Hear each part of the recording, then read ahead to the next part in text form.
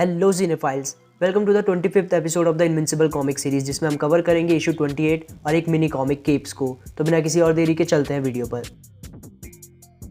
तो जैसा हमने लास्ट इशू के एंड में देखा था कि एक विल्ट्रोमाइट मार्क से लड़ने के लिए आ रहा होता है, तो ये इशू उसी पॉइंट से स्टार्ट होता है। विल्ट्रोमाइट कहता है, बैटल के लिए तैयार हो जाओ यंग विल्ट्रोमाइट, आज या तो तुम्हारी लाइफ को ग्लोरी मिलेगी या तो मौत। ये सुनकर मार्क एंड्रेसा को जल्दी से केव से बाहर जाने के लिए कहता है। ये देखकर वो विल्ट्रोमाइट सरप्राइज होते हुए कहता है, तुम इन दोनों को प्रोटेक्ट क्यों कर रहे हो? क्यों? वेट, ये भी नोलन के? नहीं, ऐसा तो नहीं हो सकता। लेकिन फिर उस बच्चे को देखकर वो कहता है, ये तो उसी का है। तो वो तुम्हारी दुनिया छोड़कर यहाँ आया और यहाँ आकर भी उसने एक क्रिएचर के साथ एक बच्चे को पैदा किया। मैं हैरान हूँ, ये अनबिलीवेबल है। पर ये बोलने के दौरान वो उस बच्चे और एंड्रेसा को जाते हुए देखने में लगा होता है और मार्क से मुंह मोड़ लेता है। और इस बात का फायदा उठाकर मार्क उसे एक पंच मारकर एंड्रेसा और उसके बच्चे को लेकर वहाँ से उड़ जाता है। वही एक दूसरा विल्ट्रोमाइट जो ये सब केव में मौजूद विल्ट्रोमाइट के ईयर पीस से सुन रहा होता है, कहता है, सावधान रहो ल्यूकन, तुम्हारी रैंक कभी भी नहीं बढ़ पाएगी अगर तुम हमेशा ऐसे ही अपने दुश्मनों की तरफ पीठ दिखाकर खड़े रहोगे तो। बेवकूफ़, अब उठो, तुम्हें उन लोगों को मारना है। और ये विल्ट्रोमाइट, जिसका नाम हमें अभी भी पता चला है कि ल्यूकन है, ये केव से निकलकर मार्क के पीछे जाने लगता है। मार्क एंड्रेसा और अपने भाई को लेकर किसी दूसरी जगह पर छुपने की सोच रहा होता है और यहीं वो साथ में ये भी रियलाइज़ करता है कि ल्यूकन को पंच मारने पर उसके खुद के हाथ में भी दर्द हुआ, जिसका मतलब ये है कि ये विल्ट्रोमाइट भी मार्क से ज़्यादा स्ट्रॉन्ग है। पर तभी एंड्रेसा पीछे देखकर मार्क को बताती है कि ल्यूकन उनके पीछे ही है। मार्क एंड्रेसा को ल्यूकन पर नज़र रखकर उसकी लोकेशन मार्क को बताने के लिए कहता है और ये उम्मीद करता है कि वो एटलीस्ट ल्यूकन से ज़्यादा फास्ट हो। पर ल्यूकन और पास आता जाता है और यही बात एंड्रेसा मार्क को भी बताती है। मार्क चिल्लाते हुए कहता है, आई डोंट नो मैं क्या करूँ, अगर अब मैं रुकता हूँ तो मेरे लड़ने के लिए मुड़ने से पहले ही वो तुम तक पहुँच जाएगा। मैं जितनी तेज़ हो सकता हूँ उतनी तेज़ी से उड़ रहा हूँ। मार्क थोड़ी देर में फिर पूछता है, वो कितनी जल्दी हमारे पास आ रहा है? एंड्रेसा कहती है, बहुत तेज़, वो बस हम तक पहुँचने ही वाला है। मार्क कहता है, मुझे नहीं पता अब मैं क्या कहूँ, आई एम सॉरी, शायद हम इसे सर्वाइव नहीं कर पाएंगे। वहीं ल्यूकन पीछे से चिल्लाता है, तुम मेरी स्पीड मैच नहीं कर सकते बच्चे, हमारे बीच कॉन्टेस्ट होगा, पर उससे पहले मैं इस एलियन और उस हाफ ब्रीड बच्चे को मार दूंगा। तुम फास्ट हो नो डाउट, पर उतने फास्ट भी नहीं। और हम देखते हैं कि ल्यूकन ऑलमोस्ट मार्क के पैर को पकड़ ही लेता है कि तभी नोलन ल्यूकन के ऊपर से आते हुए उसे जोरदार पंच मारकर अपने साथ नीचे ले जाता है और उस टाइम के लिए मार्क एंड्रेसा और उसका भाई बच जाते हैं। मार्क ये देखकर राहत की सांस लेता है और थोड़ी दूर जाकर लैंड करके जोर जोर से सांस लेने लग जाता है। एंड्रेसा पूछती है कि वो ठीक तो है, जिसमें मार्क हाँफते हुए कहता है, मैंने अपने आप को कभी इतना पुश नहीं किया, मुझे कभी ज़रूरत ही नहीं पड़ी, मैं बहुत थक चुका हूँ। बाकी चैनल पर नए हो तो सब्सक्राइब कर लो यार, और बेल आइकन के बटन को भी दबा दो, और वीडियो पसंद आ रही हो तो लाइक करके अपने दोस्तों के साथ भी शेयर कर दो। खैर, फिलहाल के लिए सीन चेंज होता है, हम चलते हैं अर्थ पर गार्जियंस के बेस पर, जहाँ इमॉर्टल ब्लैक सैमसन से कुछ बात करने के लिए कहता है। पर इससे पहले इमॉर्टल कुछ पूछता सैमसन खुद ही बताने लगता है कि कैसे मॉन्स्टर गर्ल ने उसका सूट डिस्ट्रॉय कर दिया, लेकिन अब क्योंकि उसकी पावर्स वापस आ गई है तो अब उसे वो सूट वैसे भी नहीं चाहिए था, और अब वो अपने पुराने सूट को ट्राई कर रहा है जो वो ओरिजिनल गार्जियंस टीम के होने और अपने पावर होने पर पहना करता था, लेकिन वो सूट भी उसे अब फिट नहीं आ रहा है। इमॉर्टल पूछता है, अब तुम कैसा फील कर रहे हो? सैमसन जवाब देता है, गुड, मेरी पावर सब नॉर्मल लेवल पर आ चुकी है, या दूसरे शब्दों में कहूँ तो जैसे खोने से पहले थी उस लेवल पर। कोमा में रहकर मेरी बॉडी को हील होने का और अपने आप को रीसेट करने का टाइम मिल गया। जितने भी टाइम मेरी पावर्स गायब हो गई थी वो एक तरह से मुझ में जमा होती रही, जिसने मुझे ओमनीपोर्टस को ढकेलने की एक्स्ट्रा पावर का एक सडन बर्स्ट दे दिया, पर अब मैं वापस से रेगुलर ब्लैक सैमसन बन गया हूँ। इमॉर्टल कहता है, मैं बस यही कहना चाहता था कि तुम्हें वापस देखकर अच्छा लगा। सैमसन जवाब देता है, हाँ हाँ, जैसे तुम्हें कोई फ़र्क पड़ता है। इमॉर्टल गुस्सा होते हुए कहता है, एक्सक्यूज़ मी? सैमसन कहता है, मैं कुछ महीनों से कोमा में था, पर तुम कभी भी मेरा हालचाल जानने नहीं आए। मुझे बाकी लोगों से पता चला, मुझे पता है तुम्हें हम लोगों से कोई फ़र्क नहीं पड़ता, ना ही कभी पड़ता था। इमॉर्टल शांत होकर कहता है, मैं ये एडमिट करूँगा कि तुम सही कह रहे हो, पहले मैं परवाह नहीं करता था, पर अब चीज़ें बदल रही हैं, मैं बदल रहा हूँ। तुम्हें पता है मैं तुम्हें देखने क्यों नहीं आया? क्यों मैंने कभी ओरिजिनल गार्जियंस को जानने की कोशिश नहीं करी? क्यों मैं हमेशा इतना डिस्कनेक्टेड और दूर रहता हूँ? तुम मेरी हिस्ट्री जानते ही हो, मैं कितने टाइम से यहाँ पर हूँ, मैंने क्या क्या देखा है, सब कुछ, पर तुम लोग कभी मुझे समझ नहीं पाए। मैंने हज़ारों लोगों को मरते हुए देखा है, उनमें से कुछ मेरे करीबी थे। मैंने अपनी सैकड़ों बीवियों दोस्तों को खोया है। तुम्हें ये समझना होगा कि मुझे उनमें से हर एक याद है, हर एक इंसान की आवाज़, उनकी खुशबू, उनकी हर बात मुझे याद है। साल बीतते जाते हैं और मैं वैसा ही रहता हूँ, पर मेरे आसपास के लोग मेरी ज़िंदगी में आते हैं, ज़िंदगी का पार्ट बनते हैं और फिर एक दिन मर जाते हैं। इसलिए लास्ट कुछ डिकेड से मैंने अपने आप को लोगों से दूर रखा है और बहुत ही कम लोगों को मैंने अपनी ज़िंदगी में आने दिया है। और जब से मेरी लास्ट वाइफ ग्रेस मरी है तब से मैंने किसी को भी अपनी लाइफ का पार्ट नहीं बनने दिया। सैमसन कहता है, हाँ, ग्रेस बहुत अच्छी थी, हम सभी उसकी डेथ पर दुखी थे। इमॉर्टल आगे कहता है, ग्रेस के जाने के बाद मैंने अपना पूरा फोकस काम पर कर दिया और किसी को भी अपने क्लोज नहीं आने दिया, पर मुझे रिग्रेट है कि मैंने तुम सबको दूर किया, स्पेशली अब जब सब जा चुके हैं। तो यहाँ जा चुके से इमॉर्टल ओरिजिनल गार्जियंस की डेथ की बात कर रहा है। खैर, इमॉर्टल आगे कहता है, हालांकि रिसेंटली मैं मैं चेंज हो गया हूँ, मैं किसी से मिला हूँ जिसने मेरी दुनिया को देखने का नज़रिया बदला है और मुझे जीने की एक नई वजह दी है। सैमसन कहता है, तुम डुप्लीकेट की बात कर रहे हो है ना, मुझे तुम्हारे बारे में पता चला। इमॉर्टल हाँ कहता है, जिसके बाद सैमसन कहता है, मुझे पता है इस टाइम पर तो हर किसी के लिए ये बात एप्लीकेबल होगी, पर केट तुम्हारे लिए कुछ ज़्यादा ही यंग नहीं है? ये फंस गया। इमॉर्टल ऑकवर्डली कहता है, हाँ वो लाइफ इंटरेस्टिंग तो बना देती है।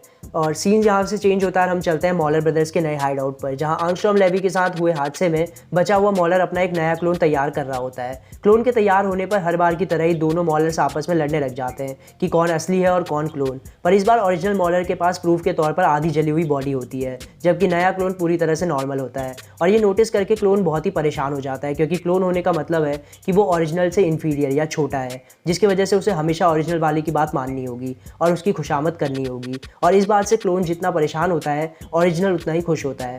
सीन फिर चेंज होता है, अब की बार हम एम्बर के पास चलते हैं, जिससे मिलने उसकी दोस्त ब्रिजेट भी आई होती है। एम्बर मार्क को मिस करते हुए उदास होती है और हमें यहाँ ये पता चलता है कि एम्बर ने ब्रिजेट को मार्क के गायब होने का ये बहाना दिया होता है कि मार्क अपने दादाजी के पास गया है, जिनकी तबीयत काफ़ी ख़राब चल रही है और वो किसी छोटे गाँव में रहते हैं, जहाँ से मार्क एम्बर को कॉल भी नहीं कर सकता। लेकिन ये बहाना ब्रिजेट को हजम नहीं हो रहा होता है और वो एम्बर से कहती है कि वो इंश्योर कर ले कि कहीं मार्क उसे चीट तो नहीं कर रहा। एम्बर को तो सच्चाई पता होती है, तो वो कुछ बोल नहीं पाती, पर फिर भी मार्क के फिक्र में उदास होती है। सीन फिर से चेंज होता है, हाँ भाई एक और बार चेंज हो रहा है, और इस बार हम चलते हैं डेबी के पास, जो नोलन की पुरानी फोटोज देखकर उसे याद करते हुए रो रही होती है। पर इस बार वो हिम्मत करके अल्कोहल का सहारा ना लेते हुए सोबर ही इस दुख से डील करती है। फाइनली हम वापस चलते हैं थ्रेक्सा पर, जहाँ मार्क, उसका भाई और एंड्रेसा एक चट्टान के पीछे छुपे होते हैं और मार्क आगे का प्लान बता रहा होता है। तभी एंड्रेसा बताती है कि उन गुफाओं या केव्स के अलावा एक कैल्डेरियन नाम की माइंस या खदानें हैं जहाँ एंड्रेसा छुप सकती है, जिस पर मार्क कहता है कि फिर वो एंड्रेसा को उन्हीं माइंस में छोड़कर नोलन की मदद करने के लिए चला जाएगा। लेकिन तभी खून में लथपथ नोलन वहाँ आकर कहता है ये वापस केव्स में जाएंगी। मार्क टेंशन में आके कहता है, डैड आप ठीक तो हैं? नोलन कहता है, ये मेरा खून नहीं है। तो बेसिकली नोलन ने दूसरे विल्ट्रोमाइट ल्यूकन को जान से मार दिया। नोलन आगे कहता है, सिर्फ उसी विल्ट्रोमाइट को केव का रास्ता पता चला था, तो बाकी तुम्हें नहीं ढूंढ पाएंगे और वो वहाँ सेफ रहेंगे। और मार्क और नोलन एंड्रेसा और उस बच्चे को लेकर केव की तरफ जाने लगते हैं।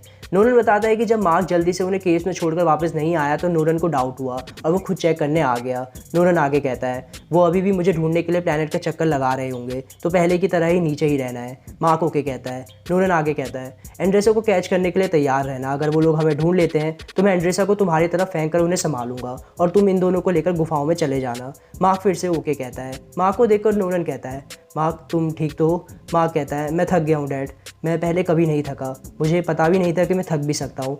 नोलन कहता है, तुम अपने आप को पुश नहीं कर रहे थे, तुमने अपनी पावर्स को उतना यूज़ नहीं किया जितना तुम्हें यहाँ करना पड़ रहा है। मार्क पूछता है, आपका मतलब एक्सरसाइज? नोलन कहता है, हाँ। मार्क कहता है, मैंने कभी इस बारे में सोचा नहीं। नोलन जवाब देता है, तुमने अपनी पावर्स को ग्रांटेड ले रखा है सन, तुम्हें अपनी पावर्स को और ज़्यादा रिस्पेक्ट करना चाहिए। मार्क अगेन ओके कहता है और इतने में ही वो केव्स के पास तक भी पहुंच जाते हैं। नोलन एंड्रेसा को मार्क के पास सौंप कर उससे कहता है, मैं वापस शहर जा रहा हूँ, तुम मुझे वहीं मिलना, इस बात का ध्यान रखना कि ये सेफ रहे। मार्क एंड्रेसा और बच्चे को लेकर केव की मुंह तक जाता है और उन्हें वहाँ उतार कर अंदर जाने के लिए कहता है और खुद शहर की तरफ जाने के लिए तैयार हो जाता है। एंड्रेसा कहती है, अपना ध्यान रखना मार्क, और नोलन को भी सेफ रखना। मार्क जवाब देता है, मैं ट्राई करूँगा। और फिर वो शहर की तरफ अपनी फुल स्पीड में निकल पड़ता है।